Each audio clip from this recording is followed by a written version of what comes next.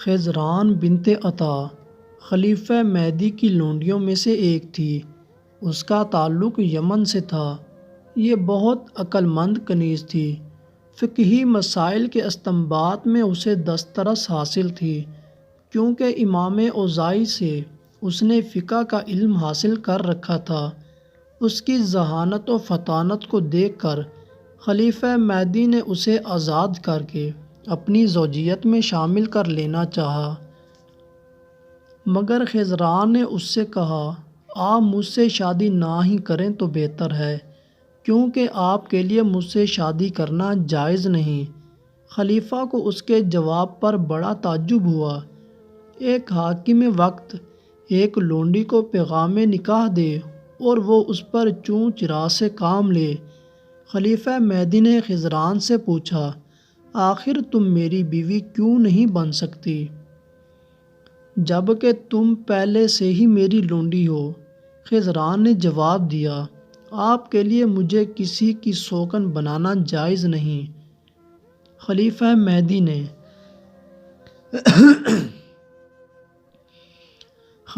مہدی نے جب خضران سے شادی کے لیے اصرار کیا تو اس نے کہا، کسی عالم دین سے پوچھ لیں کہ آپ کے لیے مجھ سے شادی کرنا کیوں جائز نہیں۔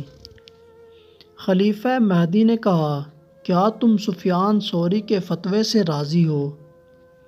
خضران نے کہا، کیوں نہیں، میں ان کے فتوے سے مطمئن ہو جاؤں گی۔ خلیفہ مہدی نے امام سفیان ثوری سے اس سلسلے میں گفتگو کی اور انہیں بتایا، آخر میرے لیے اپنی ایک لونڈی کو اپنی ازواج کی فہرست میں شامل کرنا کیوں جائز نہیں، جبکہ خود اللہ کا ارشاد گرامی ہے، عورتوں میں جو بھی تمہیں اچھی لگیں تم ان سے شادی کر لو، 2 3 اور 4 سے۔ یہ کہہ کر خلیفہ مہدی خاموش ہو گیا تو امام سفیان ثوری کہنے لگے، آپ نے آیت کا ایک ٹکڑا تو پڑھ ڈالا، یعنی اگر تمہیں اندیشہ ہو کہ کئی بیویوں میں برابری کا برتاؤ نہیں کر سکتے تو پھر ایک بیوی کافی ہے یا تمہاری ملکیت کی لونڈی۔ امام ثوری نے خلیفہ کو سمجھا دیا کہ آپ خضران کو اپنی بیوی بنا کر اس کے ساتھ انصاف نہیں کر سکتے، اس لیے اس کو بحیثیت لونڈی رکھنا ہی بہتر ہے۔ خلیفہ نے انہیں 10,000 درہم بطور عطیہ دینے کا حکم دیا، مگر امام سفیان ثوری نے لینے سے انکار کر دیا۔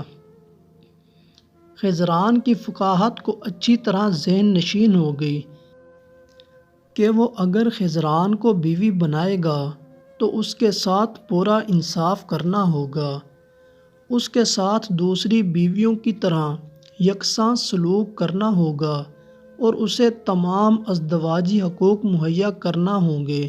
چنانچہ کچھ عرصے بعد 159 ہجری میں خلیفہ نے خضران کو آزاد کر کے اس سے شادی کر لی۔ اس کے بدن سے 2 لڑکے پیدا ہوئے، ایک ہادی اور دوسرا ہارون الرشید۔ مہدی کی وفات کے بعد ہادی خلیفہ بنا اور ہادی کے بعد ہارون الرشید۔ خضران نے اپنے بیٹے ہارون کے عہد خلافت میں بیت اللہ کا حج کیا اور نیکی کے کاموں میں اور حاجت مندوں کی مدد میں ایک خطیر رقم اللہ کی راہ میں اپنے ہاتھوں سے تقسیم کی۔ خضران کی وفات بغداد میں 173 ہجری میں ہوئی۔